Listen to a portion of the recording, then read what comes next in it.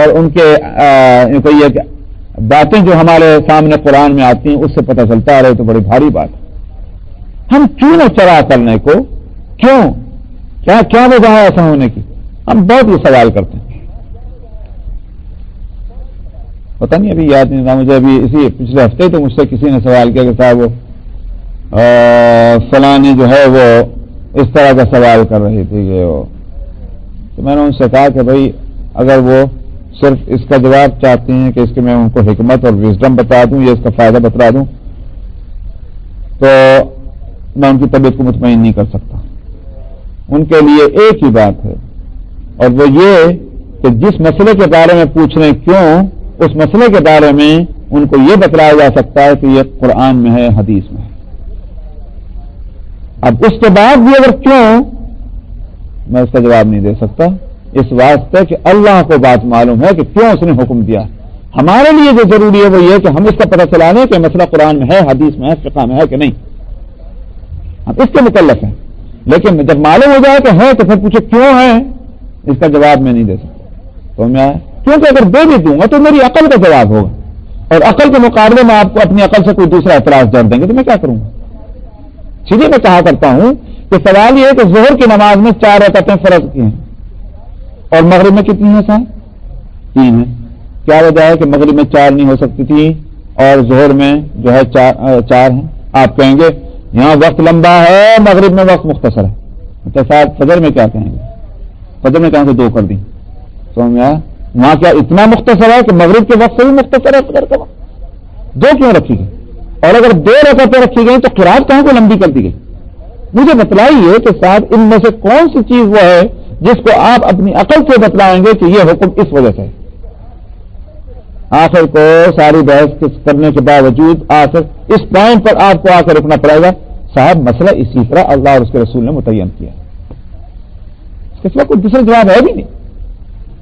اس لیے یہاں خاص طور پر اتنی سی بات کو جب انہوں نے کہا کیوں یہ آیتیں آ رہی اور جا رہی ہیں، کیوں حکم جو ہے بدلا جا رہا ہے، اس پر اتنی بھاری باتیں کہنے کے ساتھ آگے فرمایا جا رہا ہے ام تريدون، کیا تم یہ چاہتے ہو کہ تم اپنے رسول سے ایسے سوالات کرو کہ جیسے پہلے موسیٰ سے سوال کیا گیا تھا. موسیٰ علیہ الصلوۃ والسلام سے بھی کچھ اسی طرح کی بات. ہم کیسے سمجھیں کہ صاحب یہ جو ہے یہ اللہ کا حکم ہے، اللہ میاں ہم سے بات کریں، ہم اللہ میاں کو اپنی آنکھوں سے دیکھیں؟ گستاخانہ سوال. سوال یہ کہ جو شخص آ کر تم سے بات کر رہا ہے اس کی زندگی تمہاری آنکھوں کے سامنے ہے، جس نے کبھی جھوٹ نہ بولا ہو، آج اگر وہ یہ بات کہہ رہا ہے تو ساری باتیں مانتے ہوئے جب وہ بات تمہاری مرضی اور منشا کے خلاف ہے تم کہتے جھوٹ بول رہے. سمجھا؟ تو عجیب بات. اس واسطے نبی کا کردار اور کیریکٹر جو ہے وہ سب سے بڑی دلیل بنتا ہے اس کی بات کو ماننے اور اس پر اطمینان کرنے کے لیے. نبی کریم صلی اللہ علیہ وسلم کو اللہ نے ان کے قبل اس کے کہ لوگ ان کو بحیثیت نبی کے پہچانے، ہر ایک کے منہ پہ ان کے لیے لفظ تھا کیا؟ الصادق الامین، الصادق الامین. بچہ ہو، بوڑھا ہو، عورت ہو، مرد ہو، ہر آدمی الصادق الامین ہی تو کہتا تھا. تو 40 سال تک جو قوم ان کو الصادق اور الامین کہتی رہی دنیا کے ہر معاملے میں، اب انہوں نے یہ کہا کہ صاحب اللہ میاں یہ فرماتے ہیں اور اللہ ایک ہے، کہتے جھوٹ بول رہے. اس کا مطلب کیا ہوا؟ تم پاگل ہو، تم دیوانے ہو. کیونکہ اب جو بات تمہارے مرضی کے اور منشا کے خلاف کہی گئی تو تم نے بجائے اس کے یوں کہتے صاحب ہماری مرضی کے خلاف ہے، یوں کہنے کے بجائے ان کو جھوٹا کہنا شروع کر دیا. تو یہ تو تم مجرم ہو گئے اس طرح سے. وہی بات یہاں ہے کہ حضرت موسیٰ علیہ الصلوۃ والسلام سے اس طرح کے سوال گستاخانہ تھے. تو یہاں کہا جا رہا کیا تمہارا بھی یہی ارادہ ہے کہ ایسے ایسے سوال اپنے پیغمبر سے کرو جیسے موسیٰ سے اس کے قوم نے کیا تھا، گستاخانہ سوال. تو نبی جب ایک بات فرما دیں گردن چکا وہاں کیوں نے چرا، کیوں، کیسے، کس طرح سے، یہ فضول کی باتیں نہیں ہونی چاہیے. آپ نے دیکھا موسیٰ علیہ الصلوۃ والسلام سے صرف اتنا تھوڑی سوال، اتنا پریشان کیا ان اسرائیلیوں نے موسیٰ علیہ السلام کو.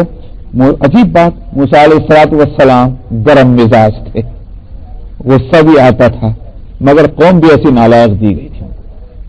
کیسے کیسے مرحلے ان کے سامنے آئے اور کتنا صبر سے انہوں نے کام لیا. ذل بقرہ کا واقعہ بھی گزر چکا ہے. اسی صورت کے اندر گائے کو ذبح کرنے کا مسئلہ آیا نہیں آیا؟ یاد ہوگا، گائے ذبح کرو. دنیا میں کون وہ آدمی ہوگا آپ سے کہیے بھائی یہ جو کام تم نے کیا اس کے لیے تم کو ایک گائے ذبح کرنی چاہیے، ایک بکری ذبح کرنی چاہیے، ایک اونٹ ذبح کرنا چاہیے؟ کون دنیا میں وہ آدمی ہوگا یہ بات سننے کے بعد کہے کیوں صاحب وہ کیسا ہونا چاہیے؟ کون سوال کرے گا تو صاحب اب اس کا رنگ کیسا ہونا چاہیے، اس کا قد کیسا ہونا چاہیے؟ یہ ساری باتوں کا سوال کرنے والے کا مطلب کیا لیا جائے گا؟ یہ پریشان کرنا چاہتے ہیں، یہ بڑے گستاخ ہیں جو ایسی باتیں کر رہے ہیں. تو یہی تھی وہ صورت موسیٰ علیہ الصلوۃ والسلام کی قوم کی. اس لیے اللہ تعالیٰ فرماتے ہیں کہ کیا تم یہ چاہتے ہو کہ تم بھی اپنے رسول سے ایسے سوال کرو جیسے موسیٰ نے سے سوال کیا گیا تھا پہلے. اور فرماتے ہیں وَمَن يَتَبَدَّلِ الْكُفْرَ بِالْإِيمَانِ، پیغمبر سے دین کے معاملے میں اس طرح کی صورت اختیار کرنا فرمایا بہت خطرناک ہے، یہ کفر تک پہنچا دیتا ہے. اس لیے ایمان لانے کے بعد جو اپنے ایمان کو کفر سے بدلے گا ایسی حرکتیں کر کے فرمایا وہ سیدھا راستہ بھٹک کر بہت دور پہنچ چکا ہوگا. پہلے کفر کہا اور پھر یہ کہ راستے سے پھٹک جانا کہا گیا. اس لیے بہت احتیاط دین کے معاملے میں کی جانی چاہیے. اسی لیے اللہ سبحانہ و تعالیٰ نے آگے سورہ 7ویں سپارے میں وہ آئے گی سورہ المائدہ تو لا تسألوا عن اشیاء ان تبد لکم تسؤکم وَإِن تَسْأَلُوا عَنْهَا حِينَ يُنَزَّلُ الْقُرْآنُ تُبْدَ لَكُمْ عَفَا اللَّهُ عَنْهَا وَاللَّهُ غَفُورٌ حَلِيمٌ. وہ ایسے سوال مت کیا کرو تم کہ اگر وہ تمہارے لیے اس کا جواب تم کو دے دیا جائے تو پھر اس پر عمل کرنا بڑا بھاری بن جائے. خاص طور پر اس وقت جب کہ وحی اترتی ہے تم سوال کرو گے پیغمبر جواب دیں گے اپنی طرف سے نہیں، ادھر سے جواب آئے گا اور جب جواب آئے گا پھر تمہارے لیے عمل میں مشکل ہو جائے گی. کیوں تم ایسے سوال کرتے ہو؟ چلو اب تک جو کچھ ہوا عفا اللہ عنہا، جو اب تک ہوا معاف کیا اللہ نے. اللہ غفور حلیم، اللہ مغفرت فرمانے والے ہیں اور جلدی غصہ کرنے والے نہیں ہیں، حلیم ہیں. اس لیے اب تک جو حماقتیں ہو چکی ہیں معاف کرتے ہیں، آئندہ کی احتیاط کرنی چاہیے. کتنا ادب سکھلایا اللہ نے نبی کریم صلی اللہ علیہ وسلم کے امت کے ان افراد کو کہ جو نبی سے براہ راست قرآن کو اور مسائل قرآن کو لے رہے تھے. وَدَّ كَثِيرٌ مِّنْ أَهْلِ الْكِتَابِ لَوْ يَرُدُّونَكُمْ مِّن بَعْدِ إِيمَانِكُمْ كُفَّارًا. یہاں سے مسلمانوں کو ایک بات یہ بھی کہی گئی ہے تم ان کی نقالی مت کیا کرو ان اہل کتاب کی. تم یوں سمجھ رہے ہو کہ صاحب اہل کتاب نے سوال کیا تھا، لا اچھی بہت اچھی بات ہوگی ہم ان سے بڑھ کے سوال کیا کریں گے نبی کے مجلس میں بیٹھ کر کے. میں مت سمجھنا یہ بات. یہ جو ہیں یہ جو بیت کے سوالات کرتے ہیں یہ کوئی تمہارے یا تمہارے دین کے لیے فائدہ کا واسطہ نہیں ہے، یہ تمہارے دین سے اور تمہارے سے کوئی تعلق کی خاطر کی وجہ سے نہیں ہے، بلکہ یہ تم کو بچلانا چاہتے ہیں. بچلانا جانتے ہیں سمجھا؟ تم کو تمہارے جو پاؤں جمے ہوئے ہیں دین کے راستے پر تمہیں اس کو ہٹانا چاہتے ہیں. اس لیے نبی کے مجلس میں آ کر الٹے سیدھے سوال کرتے ہیں تاکہ تمہارے دلوں میں شکوک اور شبہات پیدا ہو جائیں. اس کے لیے فرمایا کہ بہت سے اہل کتاب تو اس بات کو پسند کرتے ہیں کہ کاش تمہیں تمہارے ایمان لانے کے بعد تمہیں کافر بنا کر لوٹا دیں. کفر کی حالت میں یہ ساری حرکتیں ان کی اس وجہ سے ہیں. حسدا من عند انفسهم، اور یہ ان کی خواہش کیوں ہے؟ اپنے دلوں کے اندر تمہارے تعلق سے حسد ہے. من بعد ما تبین لهم الحق، بعد اس کے کہ ان کے سامنے حق کھل کر سامنے آ چکا ہے کہ یہ نبی ہیں اور جو کتاب ان پر اتر رہی ہے وہ اللہ کی طرف سے ہے، اس کا نام قرآن ہے. بات بالکل واضح ہے، مگر اس کے باوجود حسد ان کے اندر ہے اور اس حسد کی وجہ سے تمہارا بھی یہ اپنا بھلا چاہنے کی بجائے تمہارا بگاڑ چاہتے ہیں. جیسے میں نے شاید کبھی سنا ہوگا شیخ سعدی علیہ الرحمٰن نے ایک واقعہ لکھا کہ وہ ایک کپڑا تھا، اس کی کمر جھکی، اس سے پوچھا تمہاری کوئی خواہش بھی ہے؟ کہنے کا کیا خواہش؟ ساری دنیا کے لوگ کپڑے ہو جائیں، میں کپڑا ہے تو سبھی کپڑے ہو جائیں تو اچھا رہے. اے بندہ خدا سے تجھے اگر خواہش کرنی تھی یہ کیوں نہ کی کہ تو ٹھیک ہو جائے؟ تو یہ انسان کی اپنی کمزوری ہے. اس لیے فرمایا کہ یہ حسد میں ہے، اس لیے حسد کی وجہ سے یوں چاہتے ہیں کہ جس کفر میں پڑے ہوئے ہیں تم بے کافر بن جاؤ. یہ ہے بات. فاعفو واصفحوا، اللہ اکبر. یہ ہے کمال قرآن کا کہ مجرموں کے جرائم کے اوپر سے پردہ اٹھانے کے بعد بھی और फिर ये कहना कि तुम इनको माफ कर दो और दरगुजरो। कहा गया कि काम लीजिए माफी से और इनसे दरगुजरिए यहां तक कि अल्लाह अपना हुक्म लेकर पहुंच जाए। हुक्म अल्लाह के लेने का मतलब क्या हुआ, यानी कोई आजाद का फैसला हो जाए। तो जब ये फैसला होगा तो उसी वक्त इनका मसला निमट जाएगा। इन्नल्लाह अला कुल्लि शैइन कदीर, बिलाशुबा अल्लाह हर चीज पर कुदरत रखने वाले हैं। इंशाअल्लाह बकिया आइंदा हफ्ते।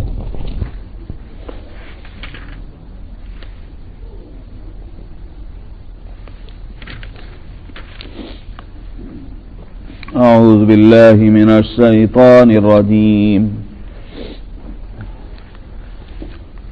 بسم الله الرحمن الرحيم وأقيموا الصلاة وآتوا الزكاة وما تقدموا لأنفسكم من خير تجدوه عند الله إن الله بما تعملون بصير. وقالوا لن يدخل الجنة إلا من كان هودا أو نصارى تلك أمانيهم قل هاتوا برهانكم إن كنتم صادقين. بلى من أسلم وجهه لله وهو محسن فله أجره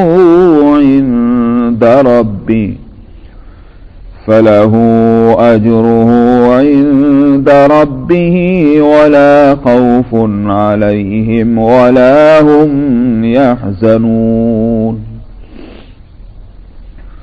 وقالت اليهود ليست النصارى على شيء وقالت النصارى ليست اليهود على شيء وهم يتلون الكتاب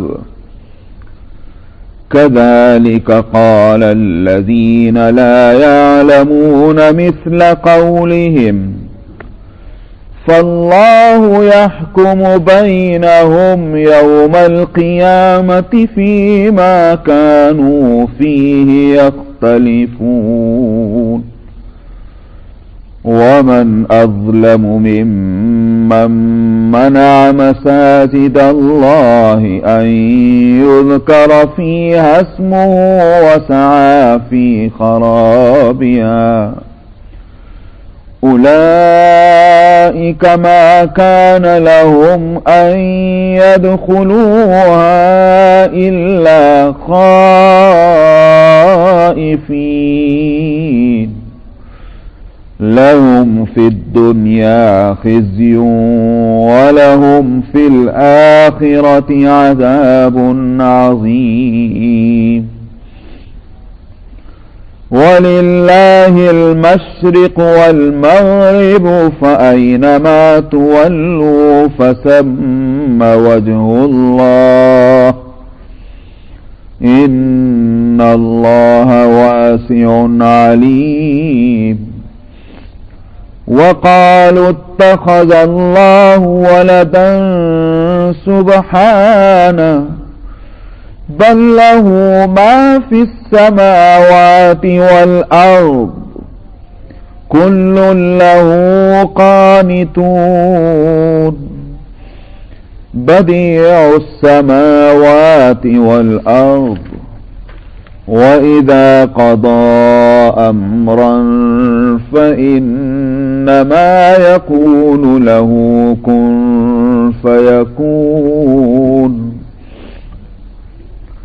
وقال الذين لا يعلمون لولا يكلمنا الله أو تأتينا آية كذلك قال الذين من قبلهم مثل قولهم تشابهت قلوبهم قد بينا الآيات لقوم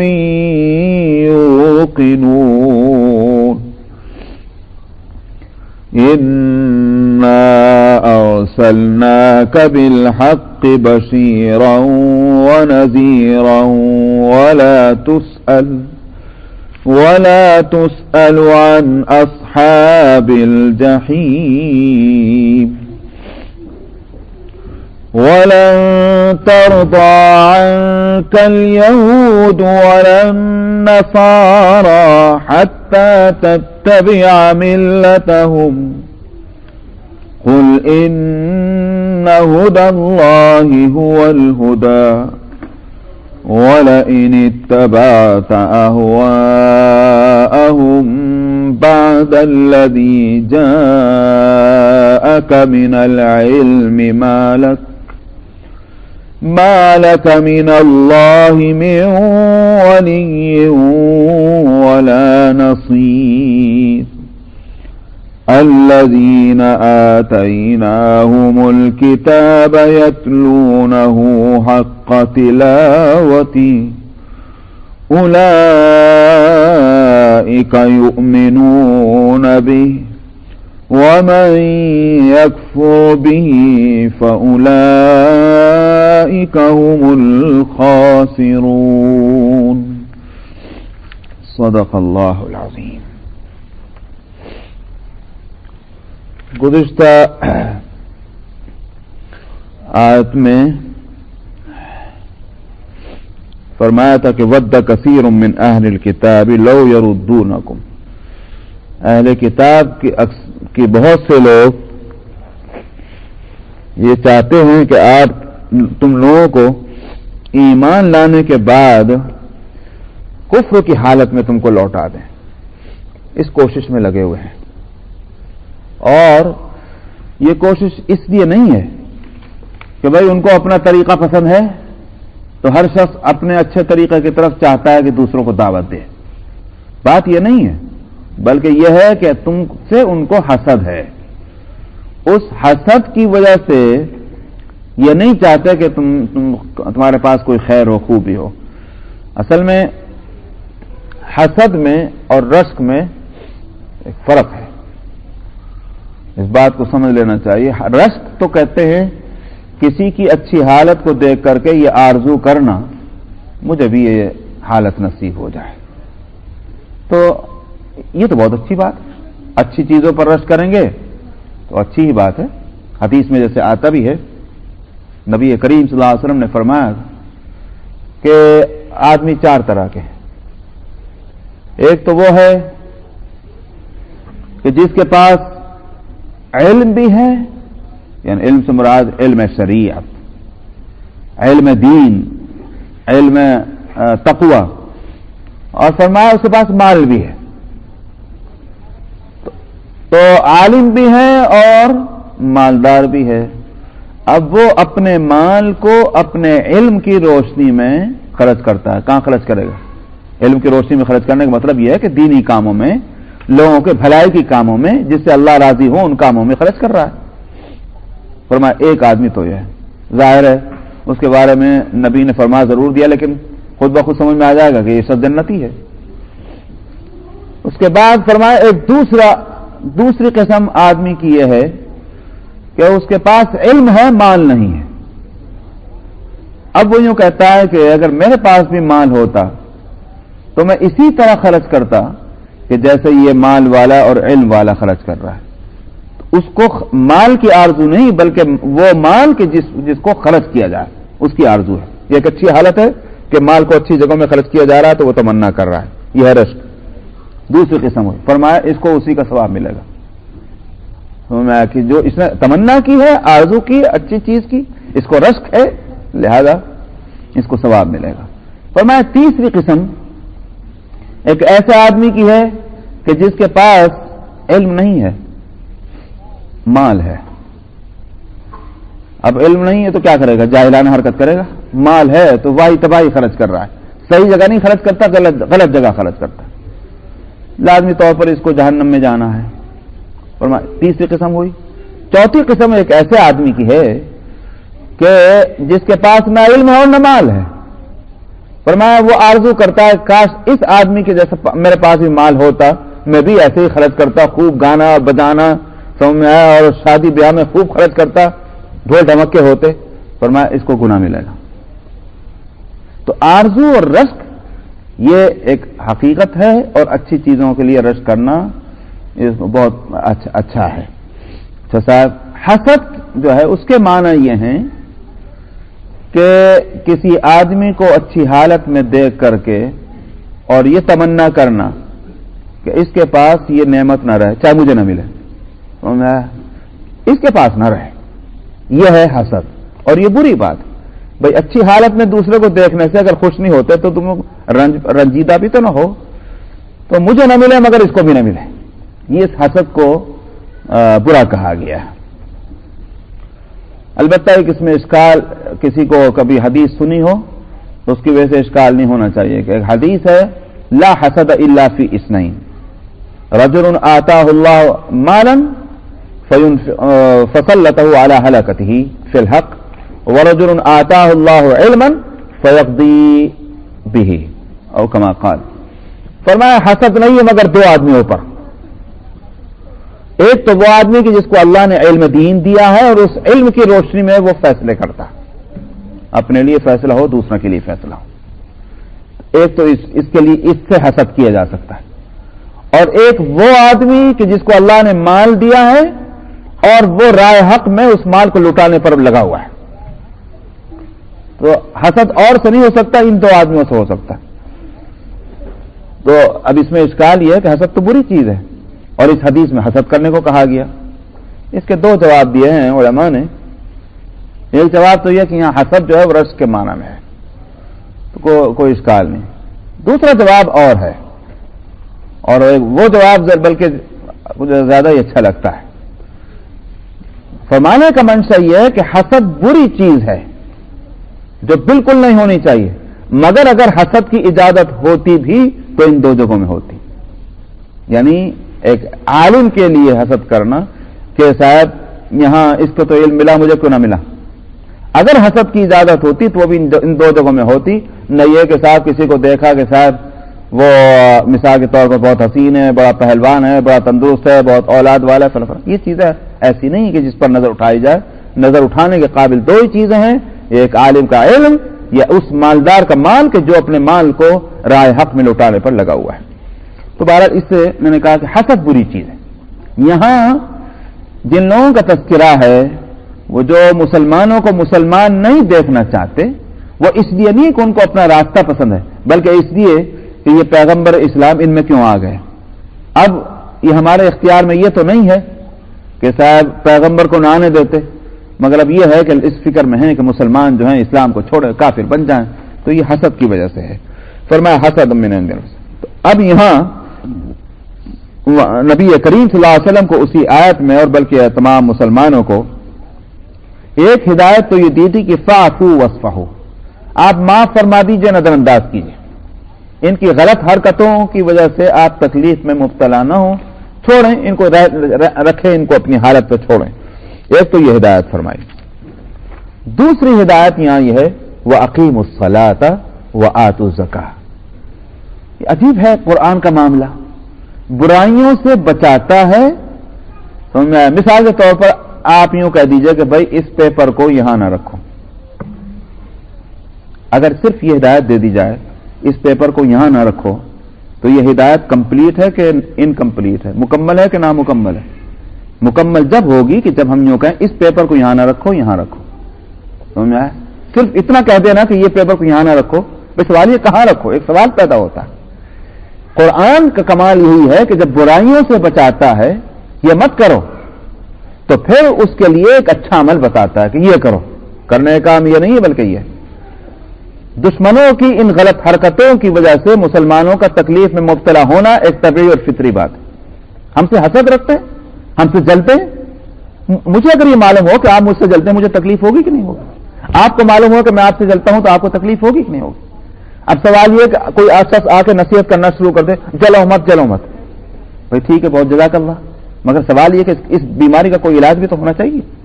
اندر سے جو ہماری آگ کی بھٹی دہک رہی ہے اس آگ کو ٹھنڈا کرنے کے لیے کوئی انتظام ہونا چاہیے نہیں.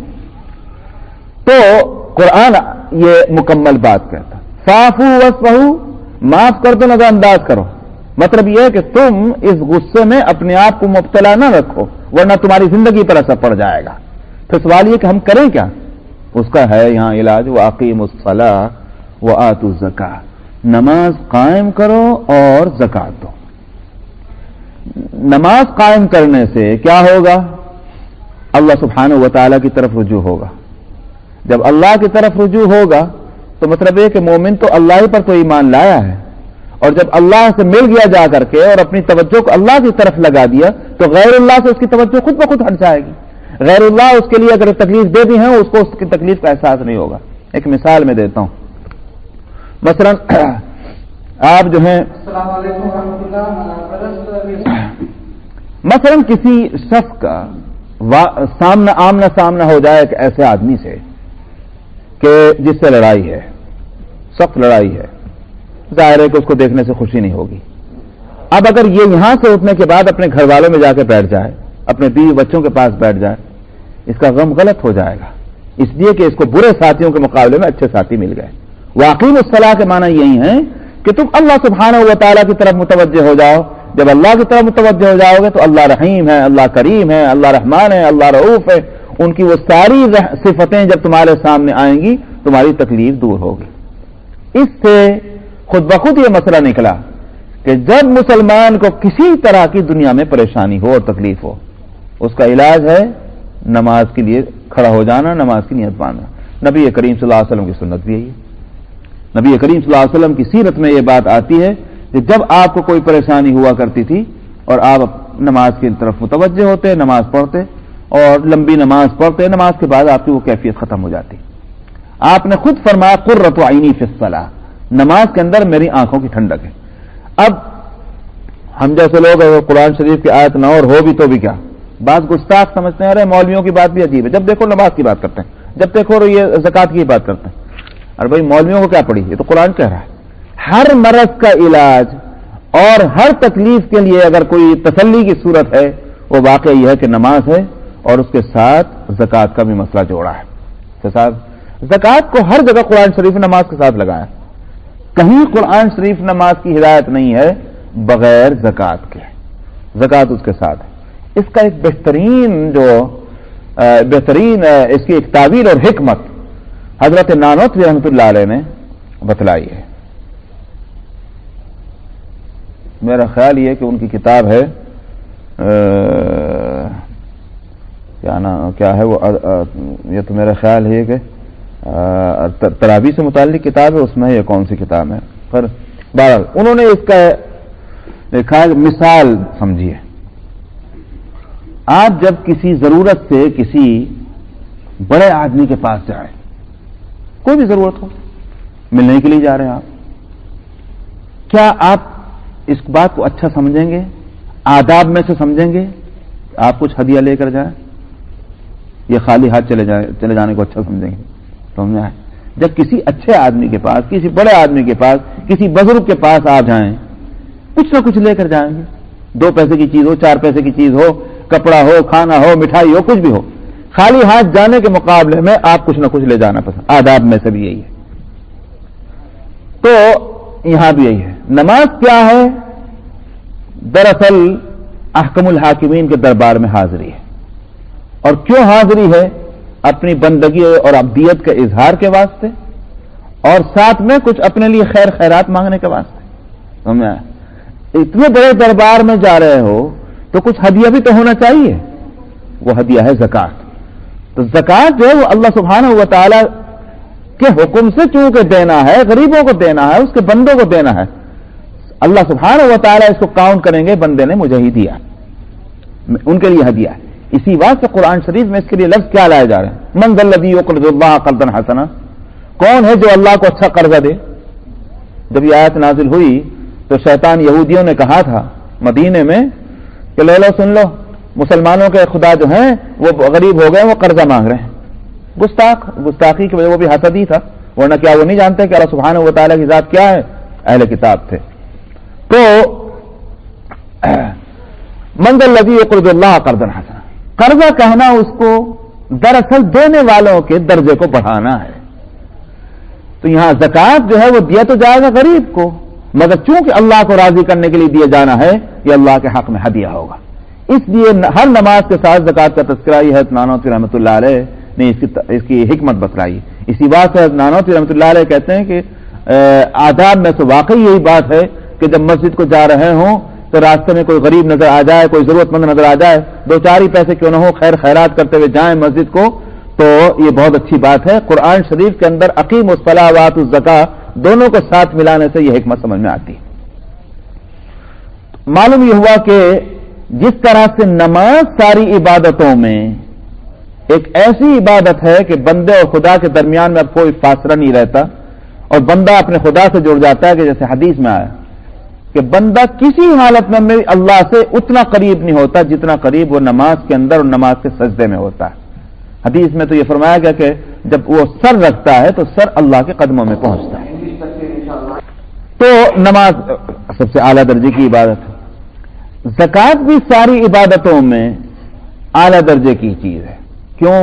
اس لیے کہ زکوٰۃ میں دینا پڑتا ہے, اور دینا اللہ کی صفت ہے. سمجھا؟ هو المعطی, وہ چونکہ عطا کرنے والا ہے تو اس کی صفت ہے دینا, اس کی صفت لینا نہیں ہے.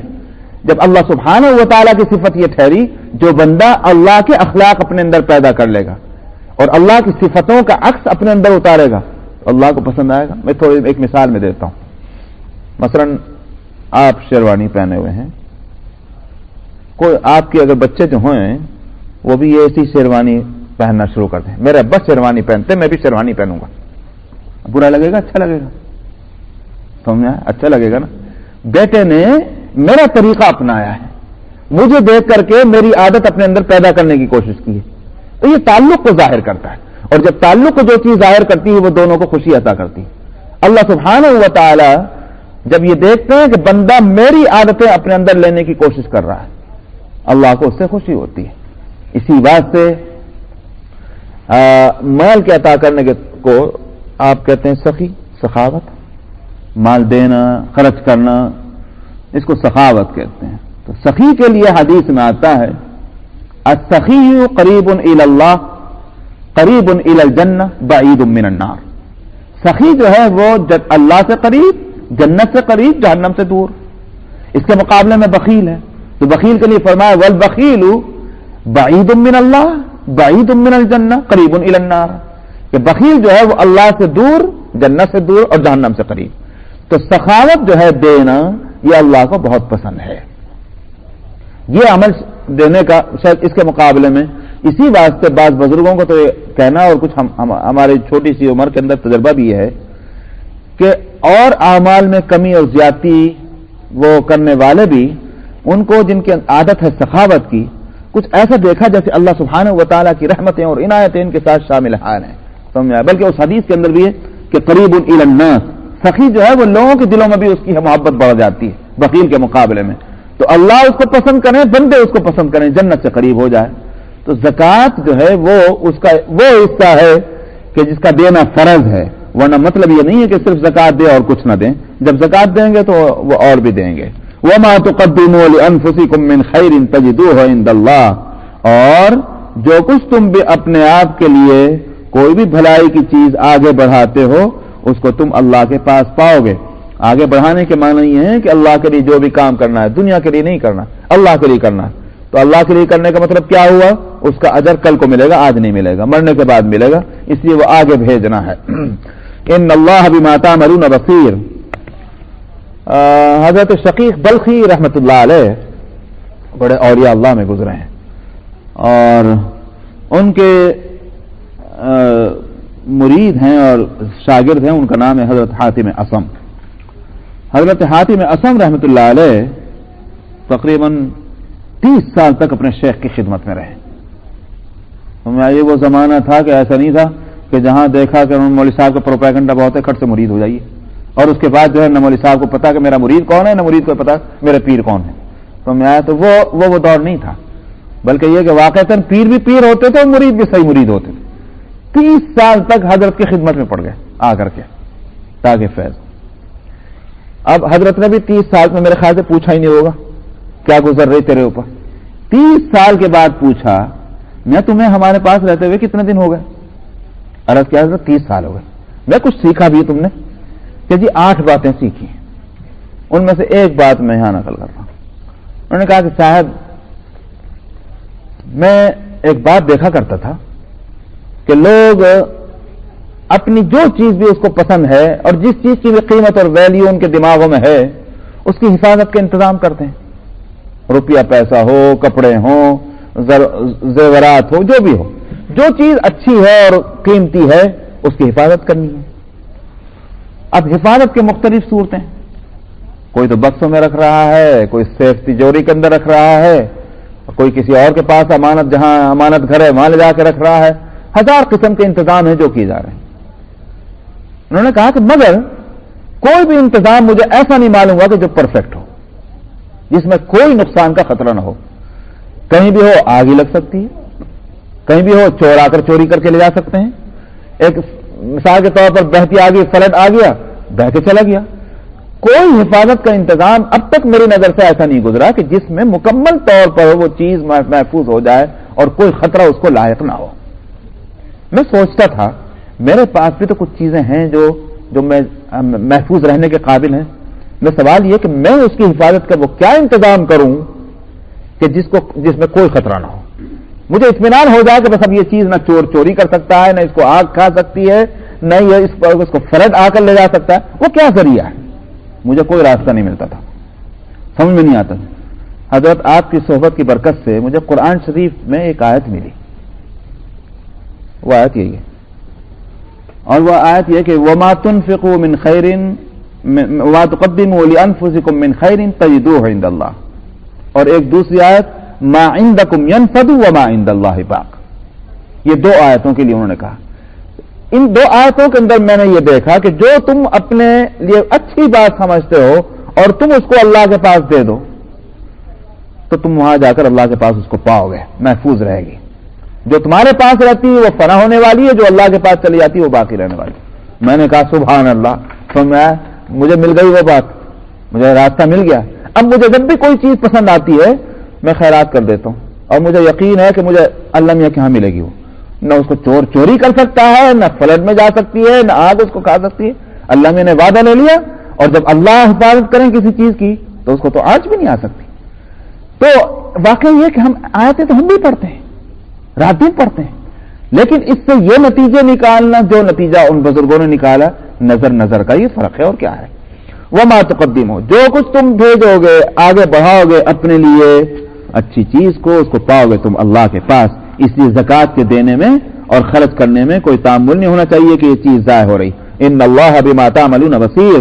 اللہ سبحانہ و تعالیٰ تمہارے عملوں کو خوب دیکھنے والے ہیں. اس واسطے جو عمل کیا وہ بھی بیکار نہیں کیا، اور جو اس عمل کے اندر جو جذبہ اور نیت ہے اس سے بھی اللہ خوب واقف ہیں، اس کے مطابق اجر ملے گا. وقالوا لن يدخل الجنة الا من كان هودا او نصارى. یہ بیچ میں مسلمانوں کو نصیحت اور ہدایت کر کے اس کے بعد پھر انہی کا تذکرہ ہے اہل کتاب کا. اہل کتاب میں 2 قسم کے لوگ ہیں، ایک یہودی کہلاتے ہیں، ایک نصرانی. ان دونوں کا تذکرہ ہے. یہ یوں کہتے ہیں کہ جنت میں ہرگز کوئی نہیں جائے گا سوائے اس کے کہ جو یہودی ہو یا نصرانی ہو. بس یہودی ہو تب، یہودی تو کہتے تھے کہ یہودی ہوگا تب جنت میں جائے گا، نصرانی کہتے تھے نصرانی ہوگا تو جنت میں جائے گا اور کوئی نہیں جائے گا. فرمایا تلک امانیہم، یہ ان کی آرزو ہیں. قل ہاتوا برہانکم ان کنتم صادقین، آپ کہہ دیجئے دلیل لاؤ اگر تم سچے ہو. کس دلیل سے یہ بات کہہ رہے ہو کہ یہودی ہی جنت میں جائے گا؟ اللہ نے کہیں لکھا ہے؟ کہیں تم سے وعدہ کیا ہے؟ بلا من اسلم وجہہ للہ، کیوں نہیں؟ بات جو ہے وہ یہ کہ جنت میں کس کو جانا؟ فرمایا جس نے اپنے آپ کو اللہ کے سامنے جھکا دیا. اسلمہ کا لفظی ترجمہ جھکانے کے ہیں، اور اسی سے اسلام ہے. اس کے معنی یوں بھی ہیں کہ جس نے پورا کا پورا اسلام اللہ کے لیے قبول کر لیا. یہ وجہ اصل میں چہرے کو کہتے ہیں. کسی کے سامنے چہرہ جھکانے کا مطلب یہ نہیں ہوتا کہ صاحب صرف میرا چہرہ ادب کر رہا ہے، باقی میرے ہاتھ پاؤں آپ کا ادب نہیں کر رہے ہیں، تو چہرہ بول کر کے پورا بدن مراد ہوتا ہے.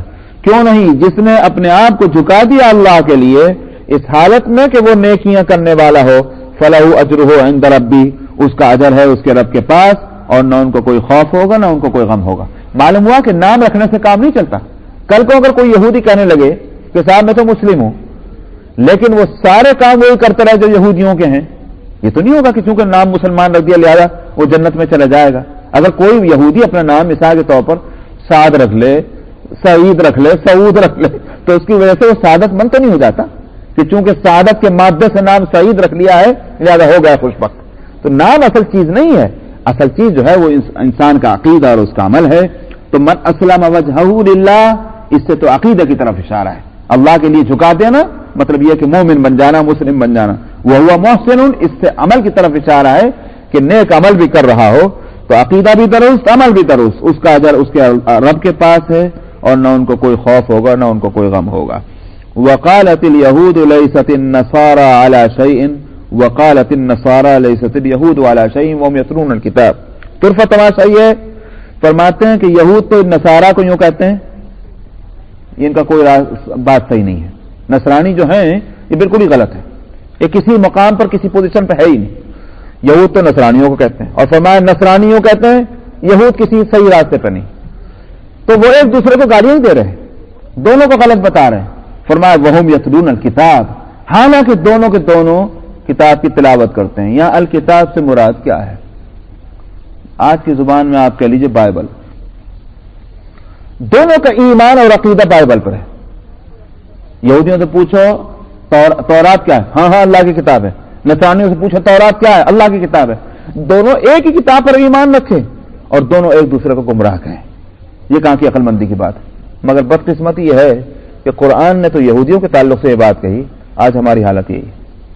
آج ہماری صورت یہ ہے کہ صاحب چلیے یہودی اور نصرانی دو الگ الگ پیغمبر کی امت تو ہیں، بھلے ہی چاہے موسیٰ علیہ السلام جو کتاب لے کر آئے تھے، عیسیٰ علیہ السلام اسی کتاب کی تبلیغ فرما رہے تھے، تسلیم ہے، مگر نبی تو دو ہیں.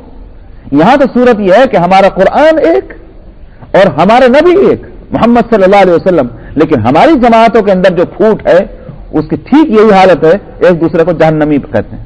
سمجھ میں آیا؟ وہ اس کو کہتا ہے کہ یہ جہنمی، وہ دوسرا اس کو کہتا ہے یہ جہنمی. وہ اس کو کہتا ہے کافر، وہ اس کو کہتا ہے کافر. بھائی مسلمان کس کو کہتے ہیں؟ میں نے پوچھا تھا مسلمان کس کو کہتے ہیں؟ کہتے ہیں مسلمان اس کو کہتے ہیں جو اللہ کی وحدانیت پر ایمان لائے، جو رسول اللہ کے رسالت پر ایمان لے جائے، جو قرآن کو کتاب اللہ کہے، اور جو نماز کو، روزے کو، زکوٰۃ کو، حج کو فرض مانے. میں نے کہا اور کہ نہیں، بس پھر کہیں کو دوسرے کو کافر کہہ رہے ہیں. اس جماعت کے لوگ انہی باتوں کو مان رہے ہیں اور پھر تم کافر کہتے ہو، یہ کیا تماشا ہے؟ اصل میں یہ تباہی ہے. جب لوگ جو ہیں وہ ان میں بگاڑ آتا ہے تو اسی طرح سے تو یہود اور نصارہ میں بگاڑ آیا تھا، وہ ایک دوسرے کو گمراہ کہہ رہے تھے. آج ہم مسلمانوں کے اندر بگاڑ ہے. قرآن حکیم کے اندر خوب سمجھ لیجئے یہود اور نصارہ کا تذکرہ المیہ، میں تو کوئی قصہ اور کہانی کے طور پر تو نہیں کر رہے، وہ تو ہم کو اس لیے سناتے ہیں کہ ہم اس راستے پر نہ چلیں جس راستے پر یہود اور نصارہ چلے تھے. مگر بدقسمتی یہ ہے کہ ہم اس راستے پر چلتے ہیں. نبی کریم صلی اللہ علیہ وسلم نے اسی واسطے پہلے فرما دیا تھا لَتَتَّبِعُنَّ سُنَنَ مَنْ قَبْلَكُمْ شِبْرًا بِشِبْرٍ وَنَعْلًا بِنَعْلٍ وَلَوْ دَخَلَتْ مِنْهُمْ فِي جُحْرِ ضَبٍّ لَدَخَلْتُمُوهُ. آپ نے فرمایا تم سے پہلے جو لوگ گزر چکے ہیں ان کے طریقے پر تم چلو گے، فالو کرو گے. شبر کہتے ہیں اس کو، مطلب یہ بالش مطلب یہ کہ ہاتھ در ہاتھ، اور نال بنال کا مطلب ہوتا ہے جہاں ایک کا پیر رکھا گیا وہیں دوسرے کا پیر رکھا جائے گا. مطلب یہ ذرا برابر فرق نہیں کرو گے، تم ٹھیک ان کے راستے پہ چلو گے. فرمایا یہاں تک کہ اگر کوئی ایک آدمی کسی بجو کے بل میں گھسا ہوگا تم بھی بجو کے بل میں گھسو گے. مطلب یہ ہے کہ ذرا فرق نہیں آئے گا. صحابہ نے عرض کیا یا رسول اللہ الیہود والنصارہ، کیا آپ جو پچھلی قوموں کا تذکرہ فرما رہے ہیں مراد اس سے یہود و نصارہ ہے؟ آپ نے فرمایا ثم من، پھر اور کون؟ آج ہماری حالت کیا ہے میں آپ کو بتلاؤں. ایک جگہ میں گیا، دور کی بات نہیں کر رہا، اسی ویسینٹی کی بات کر رہا ہوں. میں گیا تو وہ ایک صاحبہ نے اپنے اسکول کی، جو اسلامی اسکول تھا، اس کی تعریف کی اور تاریخ میں انہوں نے کہا کہ ہم یہاں دینی تعلیم کا ہم نے انتظام کیا ہے، اور ہمارے لیے بڑے فخر اور خوشی کی بات یہ ہے کہ ہم ان کو صحیح راستے پر ہم ان کو تربیت کر رہے ہیں، ہم ان کو فناٹک قسم کے دیندار نہیں بنانا چاہتے. سمجھے صاحب؟ تو معلوم ہو کہ دین کی کوئی قسم ایسی ہے جس کو فیناٹزم کہا جاتا ہے؟ واللہ عالم. اسلام میں تو کوئی نام کبھی سنا نہیں تھا اس طرح کا، یہ انہوں نے ایجاد کیا. اور وہ اس کے بعد وہ مجھے کچھ بولنا تھا آخر میں، ہمارے لیے بڑی مصیبت، تو میں اسی لیے میں جلسوں میں جاتا نہیں. تو بھائی غلط بات ہوگی تو اب اگر خاموش بیٹھے رہیے تو انہوں نے کہا مولوی صاحب تو بیٹھے تھے، صحیح ہوگا، اور غلط بولیے تو پھر کہاں کہاں غلط بولیے. اب میرے لیے مشکل ہو گئی. آخر کو میں نے اس کے بعد کہا کہ صاحب آپ کو اندازہ نہیں ہے کہ آپ کیا بات کہہ گئی، اور یہ فیناٹزم اسلام میں کوئی چیز نہیں ہے، یہ دوسروں کا گھڑا ہوا لفظ ہے. تو جن کے ہاں دین اور دنیا دو الگ الگ چیزیں تھیں، وہ جو دنیا سے کٹ کر کے اور دین کے نام سے دیندار بن جائے وہ ٹھیک ہے، وہ اس کے لیے وہ لفظ استعمال کریں. آپ کے لیے یہ لفظ کہاں سے آ گیا؟ ہمارا تو دین اور دنیا دو الگ الگ چیزیں ہیں ہی نہیں.